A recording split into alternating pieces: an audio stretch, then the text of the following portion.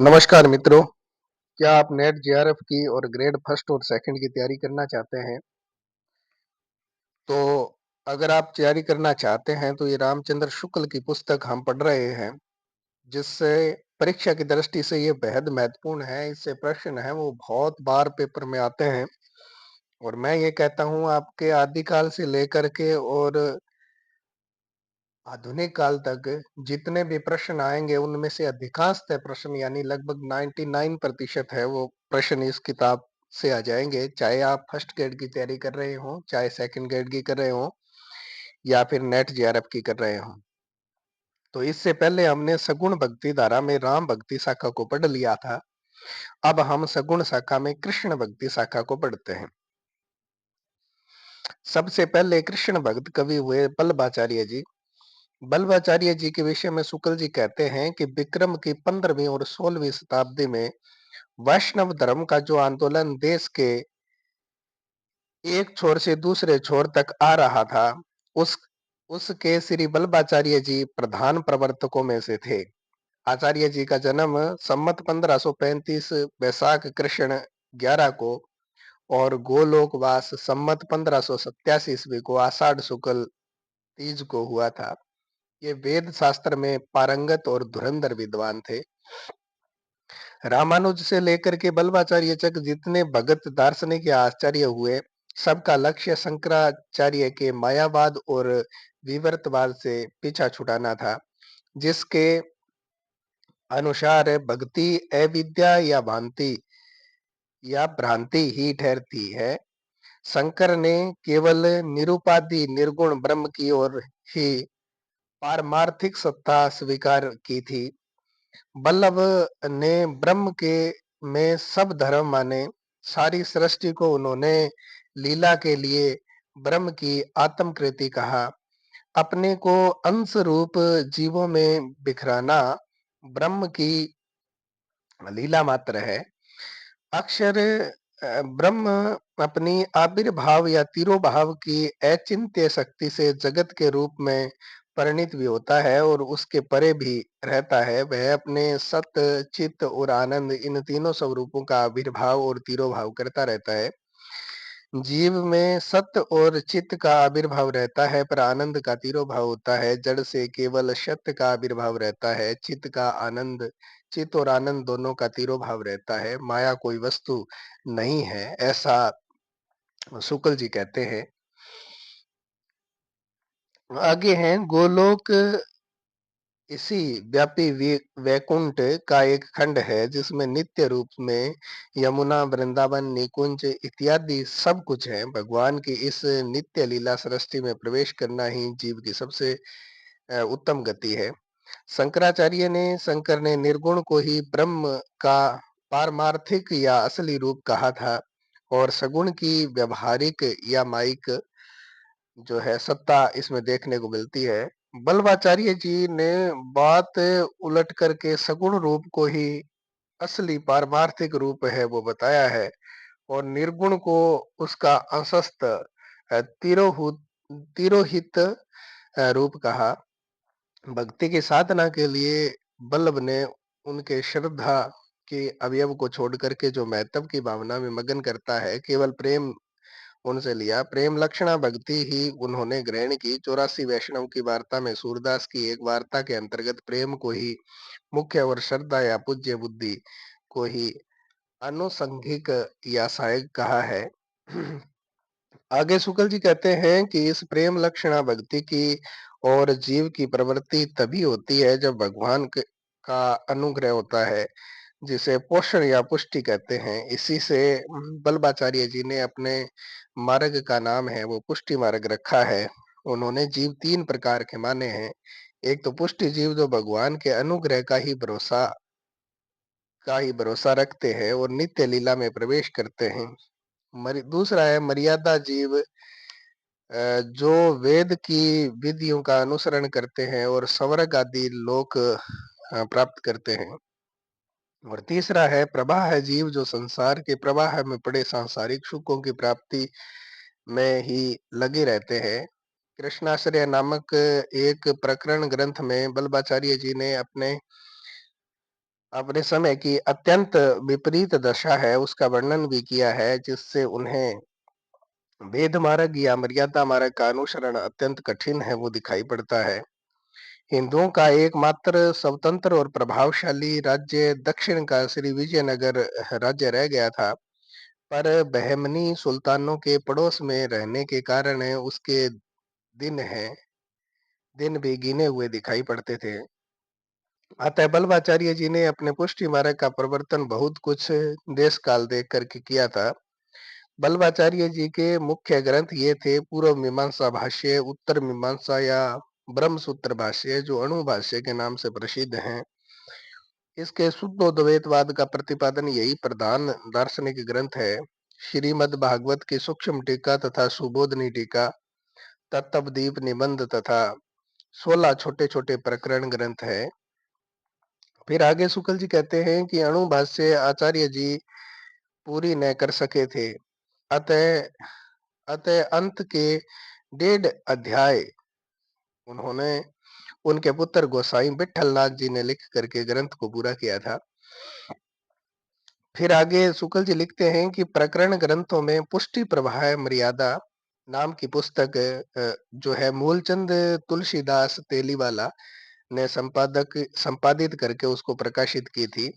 अपने शिष्य पूर्णमल खत्री द्वारा गोवर्धन पर्वत पर श्रीनाथ जी का बड़ा भारी मंदिर का निर्माण भी बल्लभाचार्य जी ने करवाया था।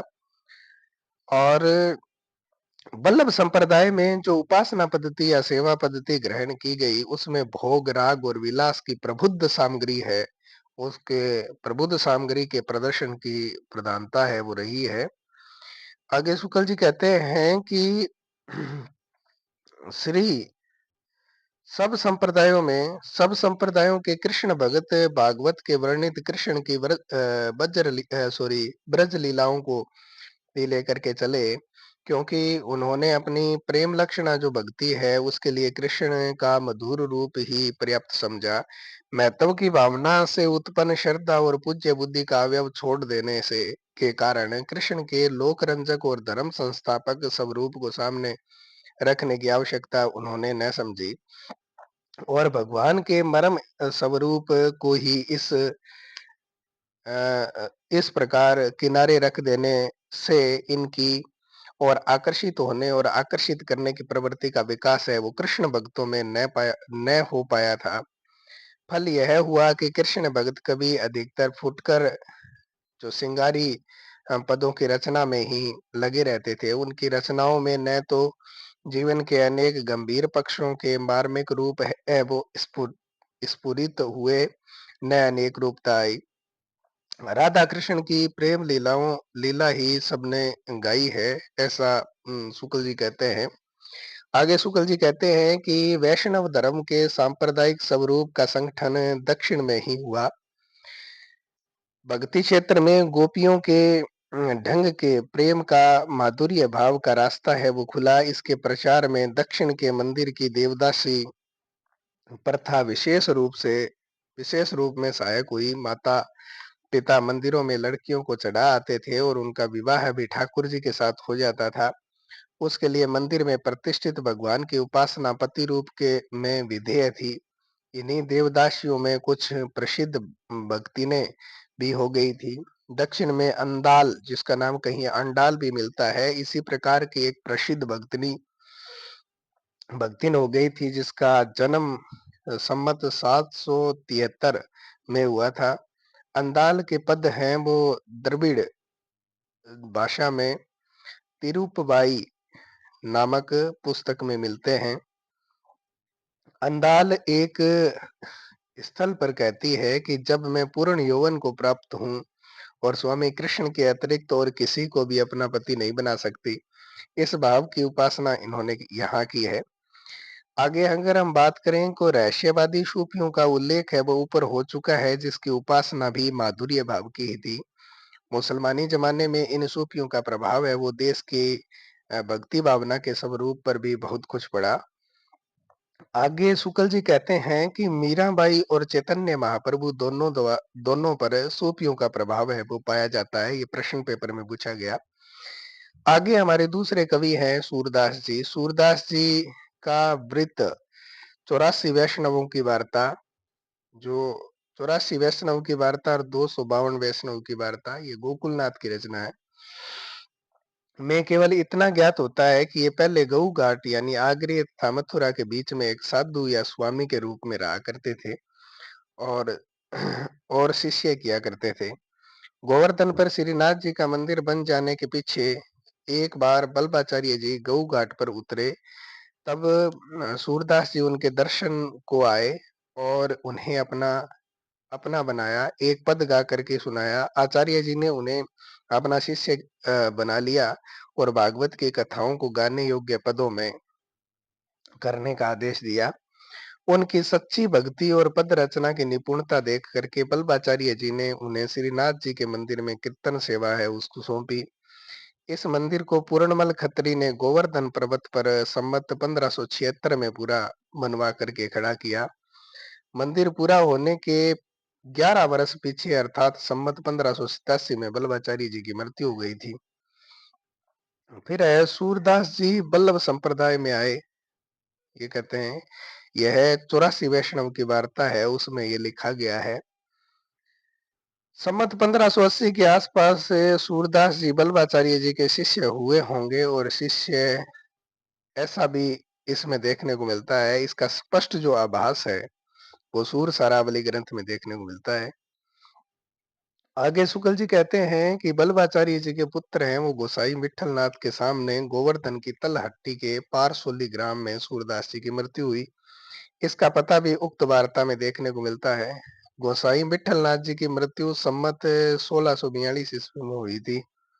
सूर सागर समाप्त करने पर सूर ने जो सारावली लिखी थी उसमें अपनी अवस्था 67 वर्ष की गई है।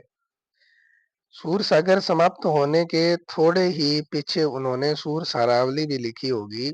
एक और ग्रंथ है वो सूरदास का साहित्य लहरी है, जिसमें अलंकारों और नायिका भेदों के उदाहरण है वो प्रस्तुत करने वाले कूट पद देखने को मिलते हैं।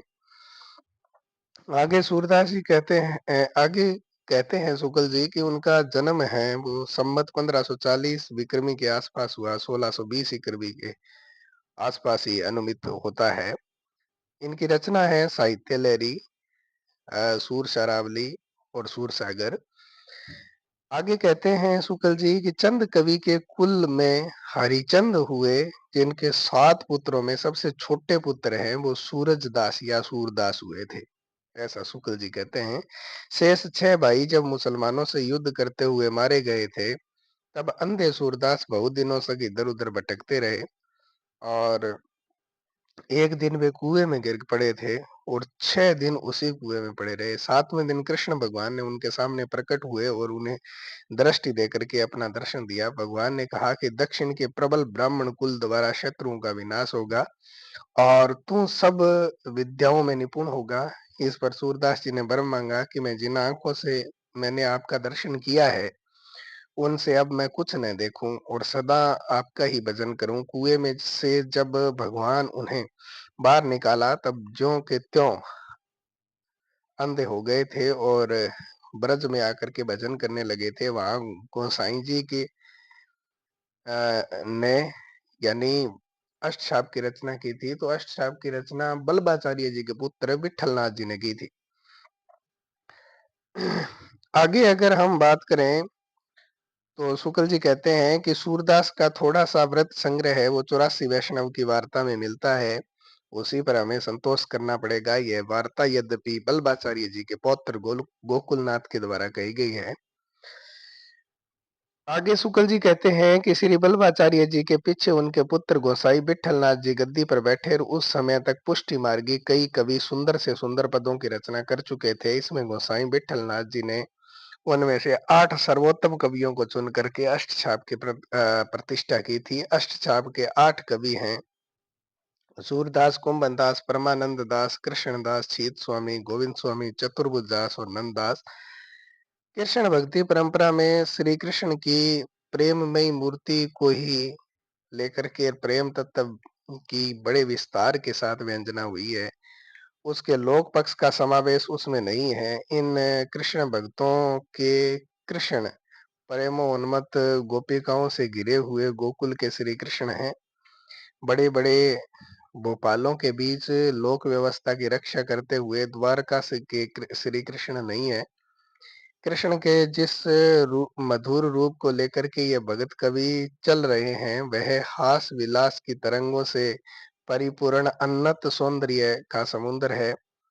उस सार्वभौम प्रेमालंबन के सम्मुख मनुष्य का हृदय निराले प्रेम लोक से में फूला फिरता है। अतः इन कृष्ण भगत कवियों के संबंध में यह कह देना आवश्यक है कि वे अपने रंग में मस्त रहने वाले जीव थे। तुलसीदास जी के समान लोक संग्रह का भाव इनमें न था। समाज किधर जा रहा है इस बात की परवाह ये नहीं रखते थे। यहाँ तक कि इसमें भगवत प्रेम की पुष्टि के लिए जिस श्रृंगारमयी लोकोत्तर छटा और आत्म उत्सर्ग की व्यंजना से उन्होंने जनता को रसोन्मत्त किया, उसका लौकिक स्थूल दृष्टि रखने वाले विषय वासनापूर्ण जीवों का कैसा प्रभाव पड़ेगा, इसकी ओर इन्होंने ध्यान नहीं दिया था। जिस राधा और कृष्ण के प्रेम को इन भक्तों ने अपनी गुडाति गुड चरम भक्ति का व्यंजक बनाया, उसको लेकर के आगे के कवियों ने श्रृंगार की उन्मादकारिणी उक्तियों से हिंदी काव्य को भर दिया था। अलंकार काल के कवियों ने अपनी श्रृंगारमयी मुक्त कवियों के लिए राधा और कृष्ण की ही प्रेम है वो लिया है। आगे शुक्ल जी कहते हैं कि कृष्ण भगत कवियों की परंपरा अपने इष्ट देव की केवल बाल लीला और यौवन लीला लेकर के ही अग्रसर हुई, जो गीत और मुक्तक के लिए उपयुक्त थी। मुक्तक के क्षेत्र में कृष्ण भगत कवियों का तथा अलंकारी कवियों ने श्रृंगार और वात्सल्य रसों को पराकाष्ठा पर पहुंचा दिया था, इसमें कोई संदेह नहीं है। सूर सागर के में कृष्ण जन्म से लेकर के श्री कृष्ण के मथुरा जाने तक की कथा अत्यंत विस्तार से फुटकल पदों में गाई गई है। चलती हुई ब्रज भाषा में सबसे पहली साहित्य रचना होने पर भी ये इतने सुडोल और परिमार्जित हैं। आगे शुक्ल जी इसके संबंध में कहते हैं कि सूर सागर में जगह जगह दृष्टिकूट पद हैं, वो भी हमें देखने को मिलते हैं। आगे शुक्ल जी कहते हैं कि जिस प्रकार रामचरित का गान करने वाले कवियों में गोस्वामी तुलसीदास जी का स्थान है वो सर्वश्रेष्ठ है, उसी प्रकार कृष्ण चरित गाने वाले कवियों में महात्मा सूरदास जी का स्थान है वो सर्वश्रेष्ठ है। वास्तव में ये हिंदी काव्य गगन के सूर्य और चंद्र हैं। अब यहाँ सूर्य तो कहा गया सू, सूर्य तो कहा गया तुलसीदास जी को और चंद्रमा कहा गया सूरदास जी को। जो तन्मयता इन दोनों भगत शिरोमणि कवियों की वाणी में सूर सूर तुलसी शशि उद्गन के शब्दार्थ सूर सूर यानी सूर्य है के समान है सूरदास जी, और तुलसीदास जी हैं वो चंद्रमा के समान है। ऐसा बताया जाता है एक पद में कि सूर सूर तुलसी शशि उद्गन के शब्दास और कवि खग्योत समझैते करत प्रकाश, और तारों के समान केशवदास जी को कहा गया। जो तन्मयता इन दोनों भगत शिरोमणि कवियों की वाणी में पाई जाती है, वह अन्य कवियों में कहा। हिंदी काव्य इन्हीं के प्रभाव से अमर हुआ, इसकी इन्हीं की सरसता से उसका स्रोत है वो सूखने न पाया। आगे शुक्ल जी कहते हैं कि यद्यपि तुलसीदास के समान सूर का काव्य क्षेत्र है वो इतना व्यापक नहीं है कि उसमें जीवन की भिन्न भिन्न दशाओं का समावेश हो, और जिस परिमित पुण्य भूमि में उनकी वाणी के ने संचरण किया है उसका कोई कोना है वो अछूता न छूटा हो। श्रृंगार और वात्सल्य के क्षेत्र में जहां तक उनकी दृष्टि पहुंची, वहां तक और कोई किसी कवि की नहीं। गोस्वामी तुलसीदास जी ने गीतावली में बाल लीला को इसकी देखा देखी बहुत अधिक विस्तार दिया था। सही बात तो ये है, पर उसमें बाल सुलभ भावों और चेष्टाओं की यह प्रचुरता नहीं आई। इसमें रूप वर्णन की ही प्रचुरता है वो रही। बालक चेष्टा के स्वाभाविक मनोहर चित्रों का इतना बड़ा भंडार है और कहीं नहीं देखने को मिलता। शोभित कर नवनीत लिए गुटरून चलन रेणु तन मंडित मुख दधि लेप किए, ये सूरदास जी का पद है। फिर है, शिकवत चलन चलन जसोदा मैया, अरब अरब राय कर पानी गहावती, डगमगाए तरे पैया। तो ये भी सूरदास जी का पद है। ईश्वरता का कैसा सुंदर भाव है वो इस प्रसिद्ध पद में आया है। भैया कब ही बढ़ेगी चोटी, कितिक बार मोही दूध पियत भई, आज यह अजहू है छोटी, तू जो कहती बल की बैनी, जो हवे है लांबी मोटी। ये भी श्री कृष्ण का अपनी मैया यशोदा से कहता है, तो उसका भी वर्णन है वो यहाँ किया गया है। सूरदास जी का ही पद है। आगे है, नेत्रों के प्रति उपालम भी कहीं कहीं बड़े मनोहर सूरदास जी के पदों में देखने को मिलते हैं। मेरे नैना विरह की पेल बही, ये पद भी देखने को मिलता है। आगे शुक्ल जी कहते हैं कि सूर की बड़ी भारी विशेषता है, यह है कि इस इन्होंने नवीन प्रसंगों की उद्भावना की है। प्रसंगों उद्भावना, सूर की सबसे बड़ी और भारी विशेषता है कि नवीन प्रसंगों की उद्भावना, प्रसंग उद्भावना करने वाली ऐसी प्रतिभा हम तुलसी में भी नहीं पाते हैं, ऐसा शुक्ल जी कहते हैं। ये बहुत महत्वपूर्ण लाइन है। बाल लीला और प्रेम लीला दोनों के अंतर्गत कुछ दूर तक चलने वाले न जाने कितने छोटे छोटे मनोरंजक व्रतों की कल्पना सूर ने की है। जीवन के इस क्षेत्र में, इस क्षेत्र के भीतर काव्य वस्तु की यह रमणीय कल्पना है, वो ध्यान देने योग्य है। आगे हम बात करेंगे श्री राधा कृष्ण दास के प्रेम को लेकर के। कृष्ण भक्ति की जो काव्य परंपरा चली, उसमें लीला पक्ष अर्थात बाह्यार्थक विधान की प्रधानता रही है। इसमें केली, विलास, रास, छेड़छाड़, मिलन की युक्तियों आदि बाहरी बातों का भी विशेष है वो वर्णन है। प्रेम लीन हृदय की नाना अनुभूतियों की व्यंजना है वो कम है।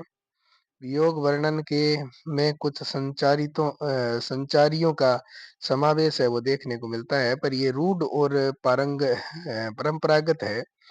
इसमें उद्भावना बहुत थोड़ी पाई जाती है। भ्रमर गीत के अंतर्गत अलबत्ता शूर ने अभ्यंतर पक्ष का भी विस्तृत है वो उद्घाटन किया है। एक बहुत ही मोस्ट इम्पोर्टेंट लाइन है जो पेपर में पूछी जाती है।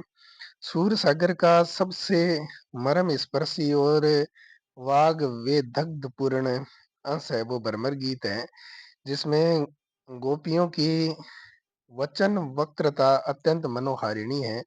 ऐसा सुंदर उपालंब काव्य और कहीं नहीं मिलता, ऐसा शुक्ल जी लिखते हैं। आगे हैं कि ये पद है, ये सूरदास जी के भ्रमर गीत का सार का ही है। वो दो तुम अपनो जतन करो। आगे शुक्ल जी कहते हैं कि इस भ्रमर गीत का महत्व एक बात से और अधिक बढ़ जाता है। भगत शिरोमणि सूर ने इसमें सगुण उपासना का निपुण निरूपण बड़े ही मार्मिक ढंग से हृदय की अनुभूति के आधार पर तर्क पद्धति पर नहीं किया, और सगुण निर्गुण का यह प्रसंग सूर अपनी ओर से लाए हैं, जिसमें संवाद में बहुत रोचकता आ गई है और भागवत में यह प्रसंग नहीं है। आगे शुक्ल जी कहते हैं कि निर्गुण कौन देश को वासी, मधुकर हंसी समझाए सोह दे बुझती सांच ने हंसी। शुक्ल जी कहते हैं कि ये गोपियों का प्रसंग है जो भ्रमर गीत सार में आया है। ये बहुत महत्वपूर्ण लाइन है, ये पेपर में पूछी जा सकती है। सुनहे कथा कौन निर्गुण की, ये भी महत्वपूर्ण है, सूरदास जी का कथन है। सूरदास जी में गोपियां कहती हैं ऐसा। नंददास जी सूरदास जी के प्राय समकालीन ही थे, इसकी गणना है वो अष्टछाप कवियों में की जाती है। और गोस्वामी विठलनाथ जी के पुत्र गोकुलनाथ जी के नाम से जो 252 वैष्णवों की वार्ता लिखी गई है, इसका प्रसंग भी आता है कि गोकुलनाथ, ये प्रश्न पूछा जाता है 252 वैष्णव की वार्ता ये किसकी है, तो गोकुलनाथ की रचना है। ध्रुवदास जी ने अपनी ध्रुवदास जी ने अपनी भगत नामावली में इसकी भक्ति की प्रशंसा के अतिरिक्त और कुछ नहीं लिखा है। आगे शुक्ल जी कहते हैं कि इनके संबंध में ये कहावत बहुत अधिक प्रसिद्ध है कि और कवि गड़िया नंदा जड़िया। इनकी सबसे प्रसिद्ध पुस्तक है वो रास पंचाजाई है, जो रोला छंदों में लिखी गई है। रास पंचादाई के अतिरिक्त उन्होंने ये पुस्तकें भी लिखी हैं: भागवत दसम स्कंद, रुक्मणी मंगल, सिद्धांत पंचाध्यायी, रूप मंजरी, रस मंजरी, मान मंजरी, विरह मंजरी, नाम चिंतामणि माला, अनेकार्थ नाम माला कोश, दान लीला, मान लीला, अनेकार्थ मंजरी, ज्ञान मंजरी, श्याम सगाई, भ्रमर गीत और सुदामा चरित। ये नंददास जी की है रचना। दो इनके लिखे हुए प्रसिद्ध ग्रंथ कहे जाते हैं, एक तो हितोपदेश और एक नासिकेत पुराण, ये गद्य में है। इनकी चार पुस्तकें अब तक प्रकाशित हो चुकी हैं। एक तो रास पंचाध्यायी है, एक भ्रमर गीत सार है, अनेकार्थ मंजरी है और अनेकार्थ माला है। इसमें रास पंचाध्यायी और भ्रमर गीत ये दोनों बहुत अधिक प्रसिद्ध हैं। आगे शुक्ल जी कहते हैं कि कृष्णदास ये बल्लभाचार्य जी के शिष्य थे, अष्टछाप में थे। जुगलमान चरित्र नामक इनका एक छोटा सा ग्रंथ देखने को मिलता है। इसके अतिरिक्त इनके बनाए हुए दो ग्रंथ और कहे कहे जाते हैं, एक तो भ्रमर गीत और एक प्रेम तत्व। आगे शुक्ल जी कहते हैं कि अगले कवि हैं परमानंद दास, ये बल्लभाचार्य जी के शिष्य और अष्टछाप में थे। ये संवत 1606 विक्रमी के आसपास है वो वर्तमान रहे। इनका निवास स्थान है वो कन्नौज माना जाता है। कहते हैं कि इनके किसी एक पद को सुनकर के आचार्य जी कई दिनों तक बदन की शुद्ध भी भूल गए थे और इन्हें फुटकल पद कृष्ण भक्तों के मुख से प्राय सुनने में आते हैं। इसमें 835 पद है। परमानंद सागर इनकी रचना है, परमानंद दास की। अगले कवि हैं कुंभन दास जी, ये अष्टछाप के कवि थे और परमानंद जी के समकालीन ही ये रहे थे। आगे शुक्ल जी कहते हैं कि एक बार अकबर बादशाह के बुलाने पर फतेहपुर सिकरी इनको जाना पड़ा, जहां इनका बड़ा सम्मान हुआ। पर इसका इन्होंने बराबर खेद है वो भी किया, जैसा कि इस पद में देखने को मिलता है। कहते हैं कि संतन को कहाँ से कृष्ण कहाँ आवत जावत पनैया टूटी बिसरी गयो हरि नाम। आगे हैं सूरदास जी के विषय में देखने को मिलता है कि विषय वही कृष्ण लीला और प्रेम लीला है। तुम नीके दुही जानत गैया, चलिए कुंवर रसिक मनमोहन, लागे तिहरे पैया। चतुर्दास है, ये कुमन दास जी के पुत्र और गोसाई विठलनाथ जी के शिष्य हुए। इनके बनाए हुए तीन ग्रंथ हमें देखने को मिलते हैं, एक तो द्वादश यश, एक भक्ति प्रताप और एक हितजुक मंगल। छीत स्वामी अगले हमारे कवि हैं, विठलनाथ जी के शिष्य और अष्टछाप के अंतर्गत आते हैं। ये पहले मथुरा के एक सुसंपन्न पंडा थे। पंडा होने के कारण ये पहले बड़े अक्खड़ और उदंड थे। पीछे गोस्वामी विठलनाथ जी से दीक्षा लेकर के परम शांत भगत हो गए थे और श्री कृष्ण का गुणगान करने लगे थे। आगे शुक्ल जी कहते हैं कि गोविंद स्वामी ये अंतरी के रहने वाले स सनाढ़ ब्राह्मण थे, जो विरक्ति की भांति आकर के महावन में रहने लगे थे। पीछे गोस्वामी विठलनाथ जी के शिष्य हुए, जिन्होंने इनके रचे हुए पदों से प्रसन्न होकर के अष्टछाप लिखा था। ये गोवर्धन पर्वत पर रहते थे और उनके पास ही इन्होंने कदम्बों का एक अच्छा सा उपवन भी लगाया था, जो गोविंद स्वामी की कदम खंडी के नाम से जाना जाता है। ये कवि होने के अतिरिक्त बड़े पक्के गवैया भी थे। तानसेन कभी कभी इनके पद है वो सुनने के लिए आया भी करते थे। अगले कवि हैं हित हरिवंश। राधा बल्लभी संप्रदाय के प्रवर्तक गोसाई हित हरिवंश का जन्म है वो संवत 1559 में मथुरा से 4 मील दक्षिण बांद गांव में इनका जन्म हुआ। हित हरिवंश जी गौड़ ब्राह्मण थे। इनके पिता का नाम केशव राय मिश्र था और माता का नाम तारावती था। कहते हैं कि पीछे इन्हें सौपन में राधिका जी ने एक मंत्र दिया था और इन्होंने अपना एक अलग संप्रदाय चलाया था। 170 श्लोकों का राधा सुधा निधि आप ही का रचा हुआ एक ग्रंथ कहा जा सकता है। आपके पदों का संग्रह है वो हित 84 के नाम से प्रसिद्ध हुआ और इसमें 84 पद हैं। आगे शुक्ल जी कहते हैं कि वृंदावन ने इनकी स्तुति और वंदना में हित जी की सहस्र नामावली और चतुर्भुज दास ने हितजू का मंगल ये ग्रंथ लिखा था। हमारे अगले कवि हैं गद्दाधर भट्ट। ये दक्षिण के ब्राह्मण थे और चैतन्य महाप्रभु को भागवत कथा है वो सुनाया करते थे। श्री चैतन्य महाप्रभु का आविर्भाव है वो 1542 में हुआ था और गोलोकवास 1584 में माना जाता है। महाप्रभु जी के जिन 6 विद्वान शिष्यों को गौड़ीय संप्रदाय के मूल संस्कृत ग्रंथों में इनकी रचना है वो देखने को मिलती है। कुछ गदाधर भट्ट के जो प्रसिद्ध पद हैं उनमें सखी हो श्याम रंग रंगी, देखी विकाए गई वह मूर्ति सूरत माही पगी, ये गदाधर भट्ट का है। यह श्लोक पढ़ करके भट्ट जी है एक बार तो मूर्छित हो गए थे, फिर शुद्ध बुद्ध आने पर सीधे वृंदावन जाकर के चैतन्य महाप्रभु के शिष्य हो गए थे। आगे शुक्ल जी कहते हैं हमारे अगली कवियत्री है मीराबाई। ये मेड़तिया के राठौड़ रतन सिंह की पुत्री थी। इनका जन्म है वो चौकड़ी गांव में 1573 विक्रम संवत के अंतर्गत एक गांव में हुआ था। विवाह उदयपुर के मारना कुमार भोजराज जी के साथ हुआ था। आगे है ये आरंभ से ही कृष्ण भक्ति में लीन रहा करती थी। विवाह के उपरांत थोड़े दिनों में इनके पति का परलोकवास हो गया था। ये प्राय मंदिर में जाकर के उपस्थित भक्तों और संतों के बीच में श्री कृष्ण भगवान की मूर्ति के सामने आनंद मगन होकर के नाचती थी और गाती थी। कहते हैं कि इस राजकुल विरुद्ध आचरण से इनके स्वजन लोक निंदा के भय से रुष्ट रहा करते थे। यहाँ तक कहा जा सकता है कि इन्हें कई बार विष देने का भी प्रयास किया गया, पर भगवत कृपा से विष का कोई प्रभाव इन पर न हुआ था। घर वालों के व्यवहार से खिन्न होकर के ये द्वारिका और वृंदावन के मंदिरों में घूम घूम करके भजन सुनाया करती थी।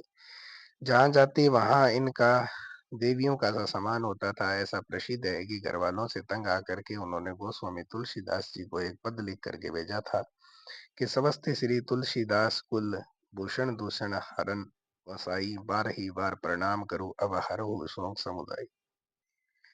घर के सौजन हमारे जेते सब ने उपाधि बढ़ाई, साधु संग अरु भजन करत मोहि देत कलेश महाई।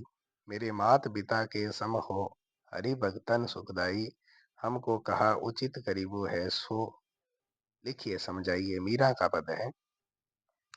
इस पर गोस्वामी तुलसीदास जी ने विनय पत्रिका में एक पद लिखा था कि जाके प्रिय न राम वेद ही सो नर तजिए कोटि वेरी सम जदपि परम सनही, नाते सबे राम के मनियत सुहृदय सुसेव्य जहां लोक, और अंजन कहा आंखी जो फूटे बहुतक कहो कहाँ लो, ये तुलसीदास जी का पद है। पर मीराबाई मृत्यु के समय द्वारका में संवत 1603 ईस्वी में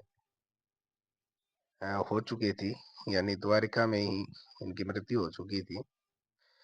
मीराबाई जी की उपासना है वो माधुर्य भाव की मानी जाती है, अर्थात वे अपने इष्ट देव श्री कृष्ण की भावना प्रियतम यानी पति के रूप में करती थी। जब लोग उन्हें खुले मैदान में मंदिरों के पुरुषों के सामने जाने से मना करते थे तब वे कहती थी कि कृष्ण के अतिरिक्त और पुरुष है कौन जिसके सामने लज्जा करूं। मीराबाई का नाम भारत के प्रधान भक्तों में है और उनका गुणगान नाभादास जी, ध्रुवदास जी, व्यास जी, मलुकदास जी आदि सब भक्तों ने किया है। इनके कुछ पद हैं जो राजस्थान मिश्रित राजस्थानी मिश्रित भाषा में है और भी शुद्ध साहित्यिक ब्रज भाषा में भी है, पर सब में प्रेम की तल्लीनता समान रूप से पाई जाती है। इनके बनाए हुए 4 ग्रंथ है वो कहे जाते हैं, जिसमें नरसिंह जी कुमार है, गीत गोविंद टीका है, राग गोविंद है, राग सोरठा के पद हैं। बसो मेरे नैनन में नंदलाल मोहनी मूरत सांवली सूरत नैना बने रशाल, और मुकुट मकरांकनित कुंडल अरुण तिलक दिए भाल, अदर सुधारस मुरली राजती उर्बे जंती माल, शुद्र घटिका कटि तट शोभित नुपुर शब्द रसाल, मीरा प्रभु संतन सुखदाई भगत बच्छल गोपाल, ये मीराबाई का पद है। मन रे परसी हरि के चरण, ये भी बहुत अधिक प्रसिद्ध पद है जो पेपर में पूछा जाता है। अगले कवि हैं स्वामी हरिदास जी। ये महात्मा वृंदावन में निम्बारक मंत्र अंतर्गत एक ठट्ठी संप्रदाय के संस्थापक थे। अकबर के समय में एक सिद्ध भगत और संगीत कला कोविद माने जाते थे।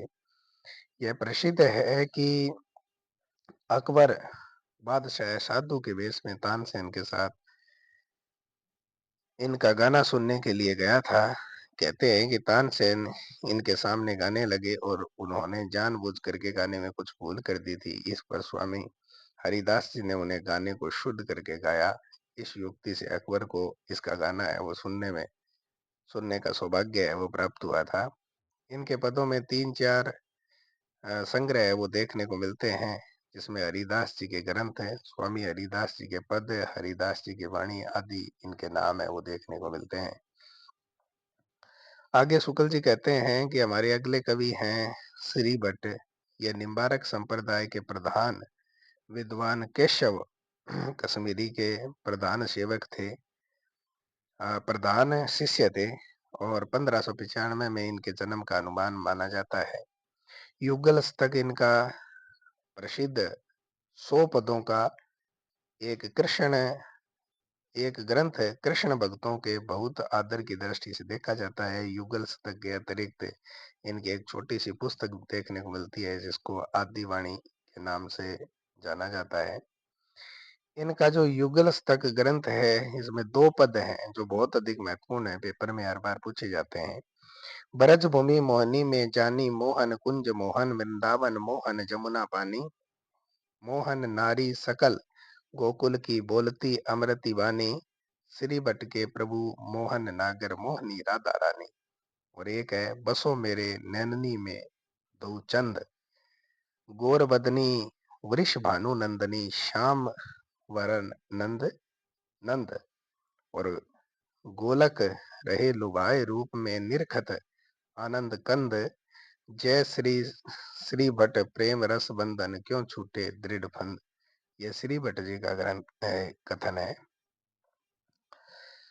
आगे शुक्ल जी कहते हैं कि हमारे जो अगले कवि हैं वो है रस खान। रस खान दिल्ली के पठान सरदार थे और उन्होंने प्रेम वाटिका में अपने को एक शाही रस खान कहा है। ये बड़े भारी कृष्ण भगत और गोस्वामी विठलनाथ जी के बड़े कृपा पात्र शिष्य थे। 252 वैष्णव की वार्ता में इनका वृतांत आता है। उक्त वार्ता के अनुसार ये पहले एक बनिया के लड़के पर आसक्त थे।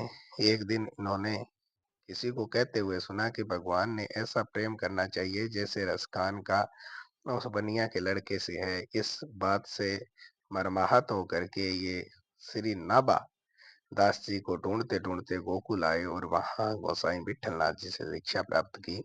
कहते हैं कि जिस स्त्री पर ये आसक्त थे वह बहुत ही मानवती थी और इनका अनादर किया करती थी। एक दिन श्रीमद् भागवत का फारसी तर्जुमा पढ़ रहे थे। उसमें गोपियों के अनन्य और अलौकिक प्रेम को पढ़ इन्हें ध्यान हुआ कि उसी में क्यों न मन लगाया जाए, और जिस पर इनकी इतनी गोपियां मरती हैं। इसी बात पर ये वृंदावन चले गए और प्रेम वाटिका के इस दोहे का संकेत लोग इस घटना की ओर बताते हैं।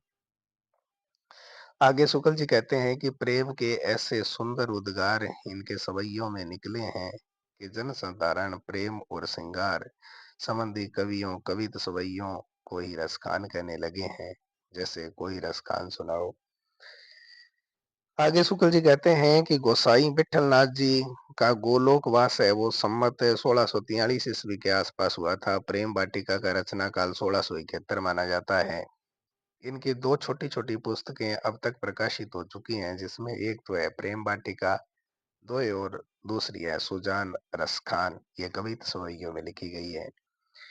ब्रजभूमि के सच्चे प्रेम से परिपूर्ण ये 2 सवैये हैं वो अत्यंत प्रसिद्ध है। मानुस हो तो वही रस खानी, बसो संग गोकुल गांव के गवारन, जो पशु हो तो कहाँ बसु, मेरो चरो नित नंद की धेनु मंजारन, आह्न हो तो वही गिरी को जो कियो हरि छत्र पुरंदर धारण, जो खग हो तो बसेरो करो मिली कालंदी कुल कदम की डारन।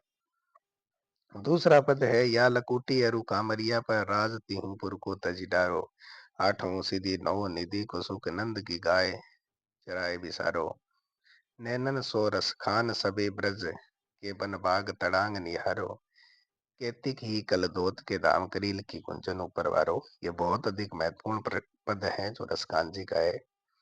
मोर पंखा सिर ऊपर राखी हो, गूंज की माल गले पहरोगी, ओढ़ी पीताम्बर ले लकूटी बन, गोधन गवालन संग फिरोगी।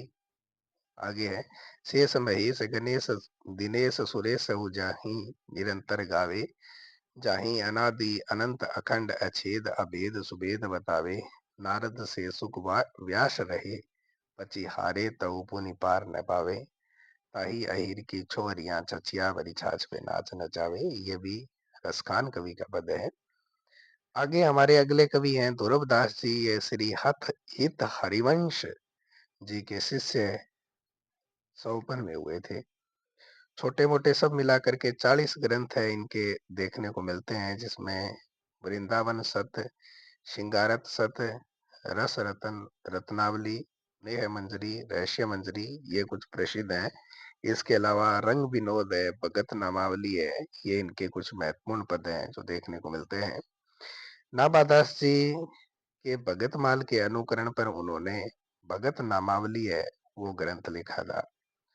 तो श्री कृष्ण भक्ति धारा में हमने सगुण भक्ति धारा को ही पढ़ रहे थे, कृष्ण भक्ति धारा को हमने पूर्ण रूप से पढ़ लिया है। तो 2 काल है वो हमारे पूरे हो चुके, एक तो आदि काल और एक भक्ति काल। भक्ति काल की कुछ फुटकल रचनाएं रह गई हैं जिनको अगले वीडियो में हम पढ़ेंगे। अगर चैनल आपको अच्छा लगा हो, वीडियो अच्छा लगा हो, या आपको पाठ्य सामग्री पढ़ने में ये सहायता देता हो, तो चैनल को सब्सक्राइब कर लें, बेल आइकन को प्रेस कर लें, ताकि आगामी वीडियो है उसका नोटिफिकेशन आप लोगों को मिल जाए। धन्यवाद।